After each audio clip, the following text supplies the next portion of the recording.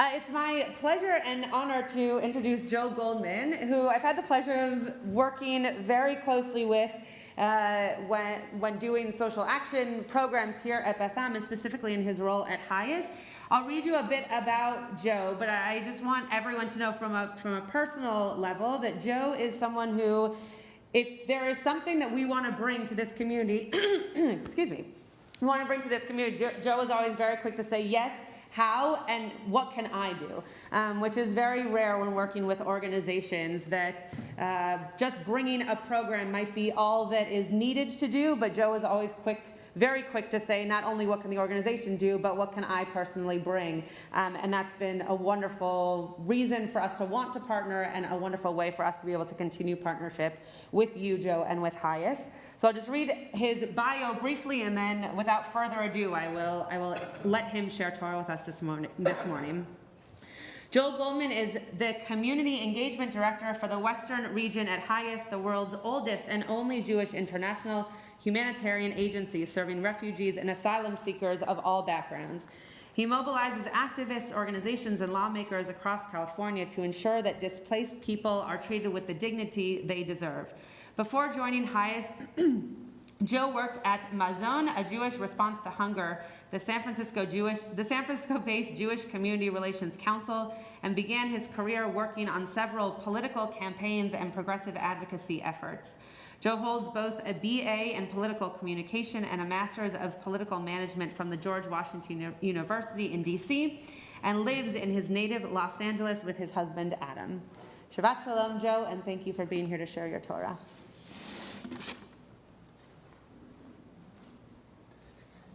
Shabbat Shalom.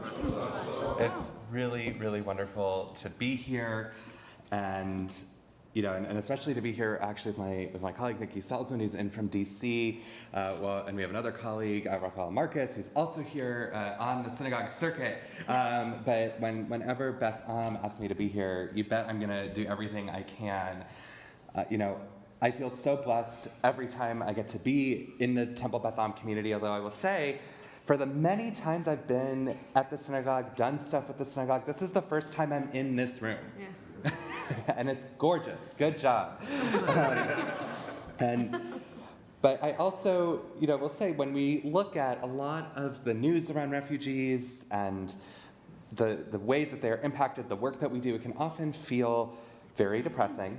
And so I want you to just take a deep breath this Shabbat and reflect upon Beth Am's extraordinary accomplishments over the past few years. When you hosted a Jews for Refugees assembly in 2018, you brought in such a huge crowd that showed an old East Coast organization like HIAS that LA is full of Jewish community support for their cause, and not to sleep on California, leading to the creation of my job. That assembly was a year after the previous administration began gutting refugee resettlement, including ending our decades-long resettlement partnership with a local organization here in LA that had resettled tens of thousands of Jews and others. But instead of just mourning the loss, Beth Am took the lead to keep elevating the need to welcome the stranger, to refuse to forget our history as Jews, and to keep going. Beth Am stepped up again after Kabul fell, forming one of the first highest welcome circles to help Afghan newcomers in this nation.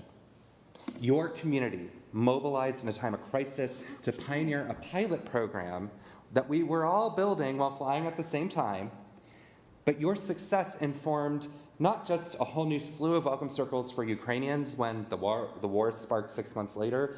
Your work helped convince the Biden administration to create the Welcome Corps program, which made private sponsorship a permanent part of how America welcomes fleeing persecution. It may not feel like that much, but you did that. And that's not all.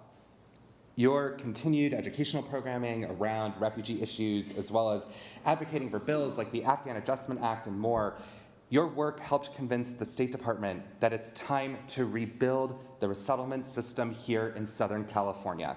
On August 1st, Jewish Family and Children's Services of Long Beach was approved to become a HIAS resettlement partner, bringing institutional resettlement back to LA County for the first time in 6 years and Orange County in nearly 3 decades. Now, Beth can scale the work that it did with the Welcome Circle with professional support for a lot less money and time for dozens more families a year than you valiantly invested into one family from Afghanistan. Again, you did that. This is a huge win from the State Department that has your names all over it. And after the previous administration had blocked people of all backgrounds from fleeing Muslim-majority countries and like Iran, and over 2 years of hard work from the current administration, HIAS, and diplomats from around the world negotiating with the Austrian government, we are finally able to restart the Lautenberg program for religious minorities fleeing Iran to be processed through the HIAS RSC office in Vienna. A backlog of 13,000 people has built up in the program since 2017, and at least 70 to 80% of them are coming to LA. In order to have more Iranians reunite with loved ones here, HIAS is opening a second office in the EU for processing. We're urgently asking anyone with loved ones in Iran to file paperwork with the State Department, ideally by September 15th, but definitely by the 30th. By law, the program includes not just Jews, but also Baha'i, Zoroastrian, Mandean, Sabians, and Christians. We wish we could include Muslims of all stripes, atheists, women, and LGBTQ people who are also oppressed by the regime, but these religious minorities are the only groups explicitly covered by law for now. And so thank you, Beth, for spreading the word to make sure that your community gets everyone eligible and into the pipeline. We're still finalizing details, but HIAS is working with local partners, including the Iranian American Jewish Federation and JFCS Long Beach, to make sure that Iranian nationals and their loved ones get all of the help that they need to rebuild lives here in America. What's extraordinary in all of this progress that has happened in America on refugee policy, on the refugee policy front, is taking place despite significant backsliding democratic norms, which frequently overlaps with anti-refugee policies and rhetoric. Why am I talking about democracy? Because without strong liberal democracy, it's a lot harder for us to respond to the global refugee crisis that's forced over 110 million from their homes this year. We were under 100 million just a year ago. That's way more than what we saw after World War II. And worse, the anti-democratic backsliding is also causing those flows. We see it here, and I also want to talk about the fact today is the 60th anniversary of the March on Washington. But we're also seeing it in the conflict zones in folks that we're serving. We see it in Ukraine, we see it in Sudan, and how we respond in places like Israel and beyond. The war in Ukraine is a war over democracy, and it's one that has cost the lives of refugees and those serving them. A humanitarian work on staff for a longtime HIAS partner, Right to Protection, was among the 7 people killed in a missile attack in Chernihiv just a few days ago. More than 150 people were injured in that midday attack, which left another R2P staff member wounded. Our colleague was originally from the region and worked as a protection monitor on a field team of approximately 35 people based in that city.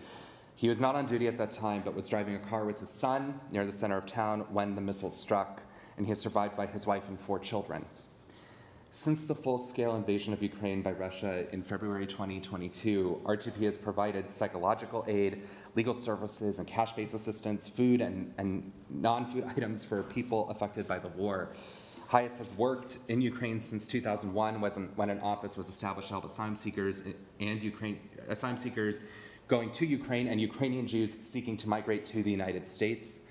R2P was created as an independent Ukrainian NGO by HIAS in 2013, and they began working with displaced persons when the conflict broke out in the Donbas region in 2014.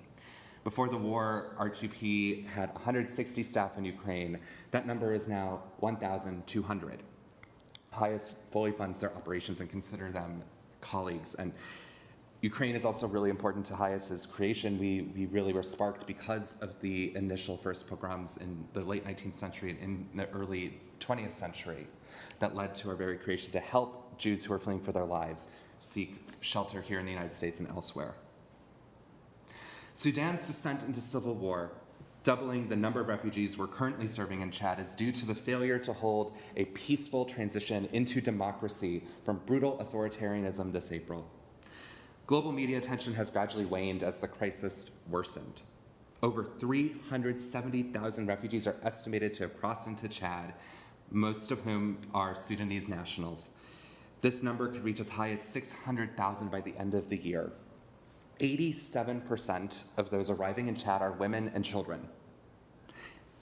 Refugees have temporarily settled in several camps along the border with Sudan, where some residents displaced by previous conflicts have lived for almost 2 decades. It's worth noting that most refugees remain refugees on average for 17 years. Chad is one of the world's poorest and most remote countries. No other nation has a lower concentration of paved roads. Seasonal rains cause widespread flooding across the country, rendering roads in the east impassable. I mean, we just went through Hurricane Hillary, and that was a mess. And with our infrastructure, can you imagine what it must be like without the less than ideal infrastructure that we have? This presents enormous challenges for reaching the thousands of refugees settled in camps along the border with Sudan. HIAS has been in every refugee camp in Chad since the Darfur genocide 20 years ago, providing food, shelter, mental health support, and gender-based violence prevention programs. But the civil war in Sudan and the influx of refugees into Chad remains far from the headlines. The American Jewish community played a huge role in shining light on the conflict in Darfur 2 decades ago. Jewish World Watch, which funds our work in Chad, launched here in LA. But today, there remains far too much silence. The massive crisis is not in the headlines. The empathy for predominantly white refugees from Ukraine isn't applied to Black and Arab refugees from Sudan. The funding to serve those in need remains scarce, and yet at the same time, we know that we can bring the band back together, this time with more allies and awareness than ever before, to make a huge difference. And looking north from Sudan to Israel, my beloved home away from home, a country HIAS helped build by resettling hundreds of thousands of Jewish refugees to help build the state, we see dimensions of anti-democratic backsliding that can directly harm refugees that are also not being reported. The proposed reforms in Israel could have dire consequences, not just for the underrepresented Jewish olim we work with from Ethiopia and the former Soviet Union, alongside non-Jewish asylum seekers from Ukraine, Eritrea, Sudan, the West Bank, but all Israelis. Israel's miraculous establishment in 1948, especially coupled with the collapse of the Soviet Union in 1991, accelerated the trend in which the vast majority of global Jewry achieved political freedom of movement for the first time in modern history. A freedom that was afforded by basic liberal democratic norms. If not for Israel, HIAS's ability and Beth Am's ability to serve non-Jews at the scale that we have for nearly 25 years would be impossible to imagine. Because of Israel, HIAS can live up to the command to be a light upon the nations, on behalf of Am Yisrael, on behalf of all Jewish people. That's why we are very worried of the consequences of judicial reform. When the Knesset passed a law last month that would significantly curtail the ability of courts to review government decisions through a tool known as the reasonableness doctrine, the legislation is part of a broader effort to remake the judicial system that has attracted widespread condemnation as anti-democratic, triggering, as we've all seen, 34 weeks of protests across the country. In February, HIAS joined with Israeli and U.S. civil society organizations to speak out in support of Israeli democracy, including with conservative movement groups. Justice is one of HIAS's core values in Israel and everywhere, which is why we cannot stand silent when we see the sweeping changes to our beloved home away from home's judicial system that stand in direct opposition to this value, changes that will undermine the system of checks and balances and democracy, which threaten the human rights of all who are subject to the decisions of the Israeli government. The courts are the primary way HIAS seeks any respite for most of our clients. While U.S. courts often grant roughly half of all asylum claims, Israel is granted less than 1%. Both are below the average of 60% in most wealthy countries. However, the courts still offer a pathway, which is one part of a globally respected legal system that we know we're far better off preserving, strengthening, and making the needed changes from within than throwing it out altogether. This week's Torah portion is in Deuteronomy 24:19. we see the quote here. When you reap the harvest in your field and overlook a sheaf in the field, do not turn back to get it. It shall go to the stranger, the fatherless, the widow, in order that your God may bless you in all your undertakings. In many ways, we can view this as our surplus resources don't just belong to us, that they are what God uses to care for the most vulnerable people in our communities, beginning with the stranger, with the immigrant, with those who may share similarities and differences from us. We also see in the Haftarah in Isaiah 54:14, you shall be established in righteousness, you shall be safe from oppression, and you shall have no fear. At this time of anti-democratic backsliding that causes refugee flows and hampers our ability to respond, I think we can take from these portions the notion that perhaps we may establish communities of righteousness as how we ensure that every person is safe from oppression and fear. And especially now as we see increasing anti-Semitism as part of that anti-democratic backsliding, the time to reach out to welcome the stranger has never been more critical. Besides, we know from decades of experience that nothing changes the minds of non-Jews taught to hate us faster than Jews saving their lives. My colleagues and I just returned from visiting HIAS resettlement partner JFS San Diego and our HIAS Mexico team in Tijuana. Asylum policies under the current administration are almost as inhumane as the one that preceded it. But we saw the impact of Jewish community in partnership with civil society and California state government at work. JFS San Diego runs an extraordinary respite shelter in a repurposed hotel, helping those who are ultimately allowed into the United States to have a safe place to briefly recollect and get transportation set to their destinations elsewhere in the United States. And it's worth noting that of the 156,000 people they've helped since 2018, over 98% go well beyond San Diego, and most don't even stay in California. As a Californian Jew, I was so moved to see this work, a sharp contrast with Texas, where the governor put razor-edged buoys in the Rio Grande to rip asylum seekers to shreds. Multiple people have died from the state-sanctioned cruelty. In Tijuana, we saw a shelter with far less than ideal conditions, that many more asylum seekers are forced to stay in south of our border than those allowed under current policies. And our colleagues are working tirelessly to provide mental health, legal, gender-based violence prevention support, and helping asylum seekers who are in harrowing journeys that never seem to end. But we have an opportunity to take a lot of action on many different fronts. First, we hope that you will join us in asking the Biden administration to increase refugee admissions to 135,000. The number that the Biden administration told us last year would be 125,000. It's been far fewer, and we want to make sure that we actually live up to our obligations and the promise that we make as a country. I also hope that you will join HIAS at JPAC, the Jewish Public Affairs Committee of California's Capital Summit in Sacramento in May, so you have plenty of time to plan for this after Hagim, because the state, as I shared earlier, has a huge impact on the type of welcome refugees, asylum seekers, and others will receive.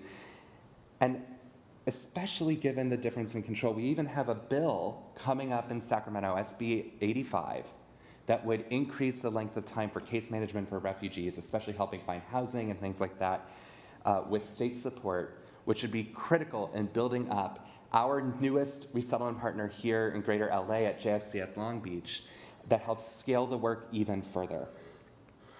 And of course, there's always a need for financial support, particularly for our work in Sudan, and for opening a second EU-based office for our Lautenberg clients as we reunite many Jewish and non-Jewish loved ones from Iran.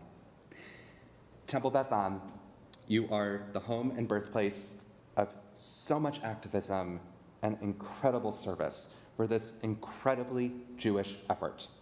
As I always say, welcoming the stranger is who we are as Jews. Once Shabbat ends, I'm so excited to get back to work with all of you. Shabbat Shalom.